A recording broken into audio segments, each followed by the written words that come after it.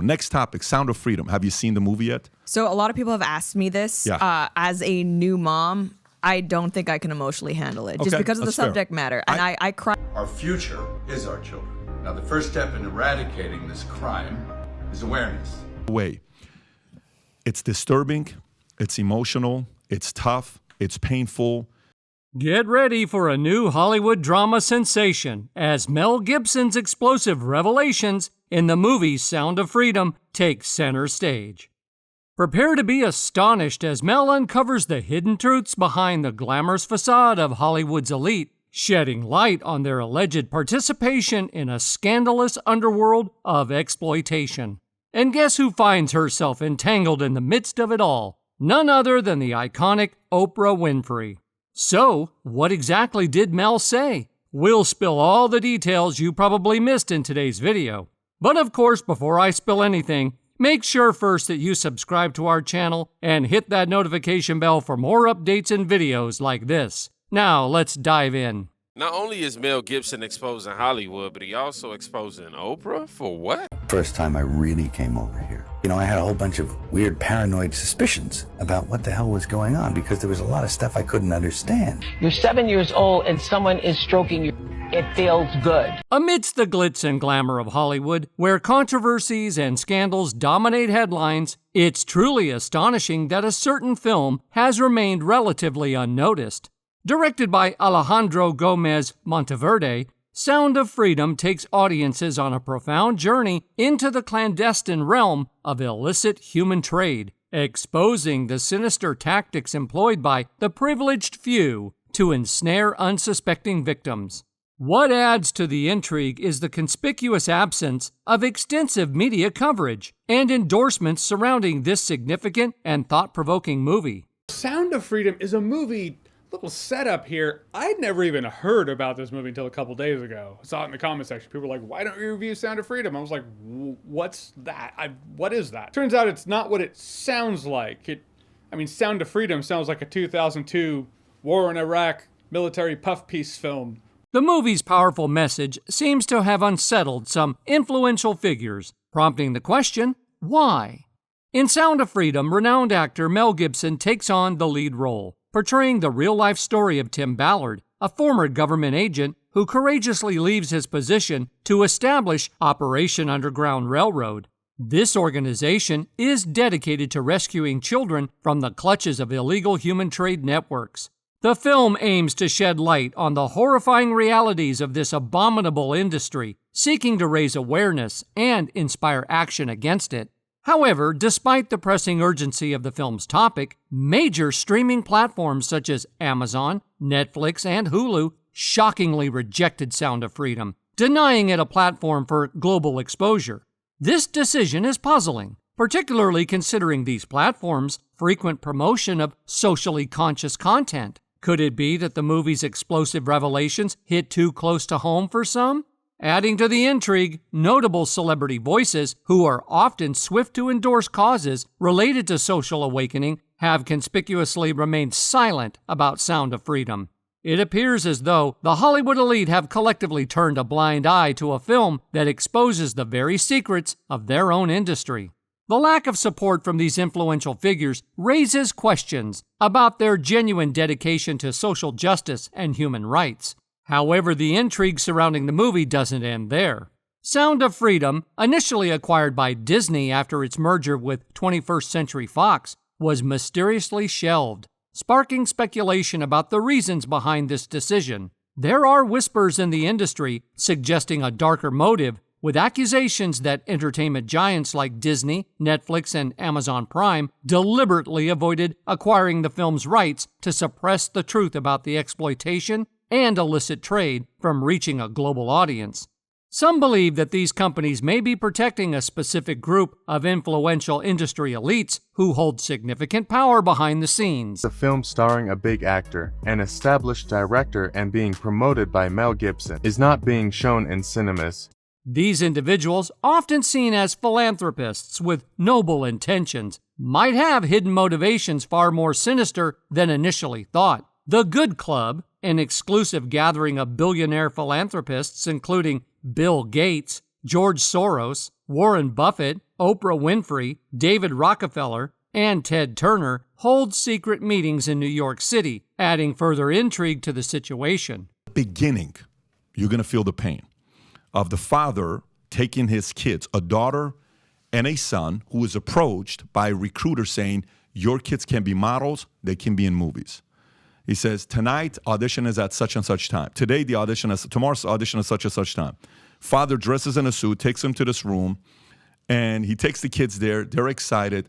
Put the kids in the room, and the girl says, come back to pick them up at 7 o'clock. He says, in addition to prominent figures like Bill Gates and Warren Buffett, there are also lesser-known but equally wealthy individuals, such as Eli and Edith Broad, who make appearances, leaving us to wonder about the events that unfold behind closed doors. However, there is one name that stands out among them all: Oprah Winfrey. Known as a billionaire talk show host and philanthropist with a larger-than-life reputation, it is disconcerting to consider that there may be a hidden side of Oprah that she prefers to keep concealed, a side that is far from admirable. The highly anticipated film Sound of Freedom aims to expose the shocking methods employed by Hollywood elites to ensnare unsuspecting victims. While the movie does not explicitly mention Oprah, her alleged connections to notorious figures like Harvey Weinstein cannot be overlooked. Despite Weinstein's well-known reputation as a predator, Oprah maintained a close relationship with him, sparking speculation that she may have even encouraged actresses to work with him. That 20+ million child pornography pictures were uploaded on the internet the last year, a 5,000% increase in the last 5 years. The idea where they said every year 2 million kids go into trafficking, going into being sold in the black market, and then stats about how you can sell cocaine one time, but you can sell the same child 5 to 10 times a day for 10 years. This led to accusations of her potential complicity in the alleged misconduct. These allegations presented a stark contrast to Oprah's public image as a champion of women's empowerment and a supporter of the #MeToo movement. Critics argued that her association with Weinstein highlighted a double standard in her approach to those accused of wrongdoing. However, perhaps even more troubling was Oprah's decision to feature self-proclaimed healer and criminal John of God on her show, marking one of her most notorious moves. A man who claims to work miracles and heal the sick. He calls himself John of God, but there's nothing godly about him. Thousands of people flock to him, hoping for a cure to their pain, but leave fleeced of their money.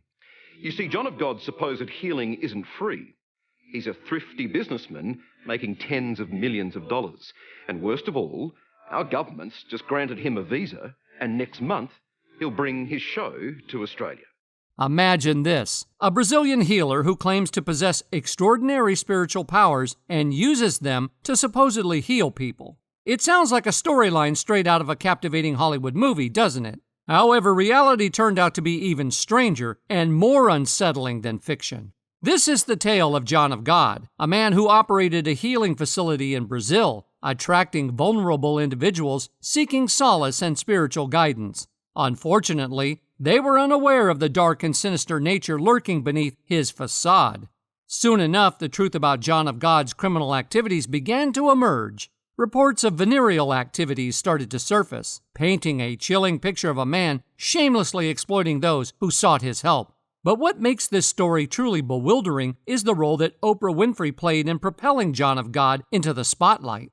By featuring him on her show, she inadvertently granted him a stamp of legitimacy, exposing him to a broader audience and unintentionally endorsing his reprehensible behavior.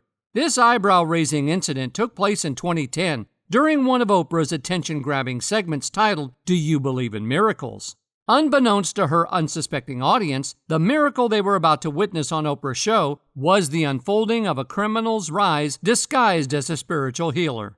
Despite Oprah's attempt to salvage her reputation by expressing empathy towards the courageous women who came forward with allegations against John of God, the damage had already been done. Her involvement had left an indelible mark, forever linking her to this scandalous figure. Adding to the unsettling narrative, Oprah Winfrey's Leadership Academy for Girls in South Africa has been mired in controversy. In 2007, Oprah established the Leadership Academy for Girls, driven by her admiration for Nelson Mandela and her commitment to him. However, little did anyone anticipate that this venture would become a breeding ground for controversy, fueling whispers and skepticism from its very inception. We know what happens to these children when they're trafficked. We don't need to see it. I like the fact that the film knows that you don't have to show it to know it. Also makes it more accessible for people, you know? Upon the revelation of Oprah's ambitious project, the South African government swiftly voiced their disapproval. They criticized the exorbitant cost of the school and questioned its relevance in a country grappling with poverty. However, Oprah remained undeterred. With an air of grandiosity and a hint of arrogance, she pushed forward, creating an opulent institution boasting luxurious salons and extravagant gyms. It was at this point that conspiracy theories began to emerge, capturing the collective imagination. Whispers spread like wildfire, suggesting that behind the lavish facade, something much darker was unfolding, the possibility of illegal human exploitation. The opulence and extravagance of the school raised eyebrows and fueled suspicions that innocent young girls were being groomed for a life of exploitation. While no solid evidence ever surfaced to substantiate these scandalous claims, the whispers themselves added an additional layer of intrigue and suspicion to the already controversial academy. But the controversies didn't end there. Scandals and disputes soon plagued the institution, peeling back the layers to reveal a dark and sordid underbelly that Oprah had fought so hard to conceal. An employee named Virginia, whose job included managing the dorms, was involved in one disturbing occurrence. It was found that she had acted in an extremely inappropriate manner with not just one, but several adolescents between the ages of 13 and 15. These defenseless young girls, chosen by Oprah herself, had been mistreated by the person in charge of looking after them. It was a disgrace to Oprah, and a troubling illustration of the inner workings of the school. Oprah jumped in with a team of detectives to find the truth in an effort to preserve her brand and repair her reputation. But the gloom persisted even after Virginia's scandal. It was revealed that a 15-year-old girl had been pressuring victims into silence and coercing them to not report the physical altercations to their parents or authorities. Less than 2 years later, another controversy broke out within the walls of Oprah's Academy, exposing a culture of roughness and intimidation among the students. Surprisingly, 7 students were suspended for engaging in threatening behavior and inappropriate behavior. The flaws seemed to be firmly rooted within the Academy's fundamental foundation, despite Oprah's attempts to address them. So what do you think? Is Oprah really behind all this? That's all for today. We hope you enjoyed that video, and if you did, make sure to hit like, subscribe, and hit that notification bell for more videos like this.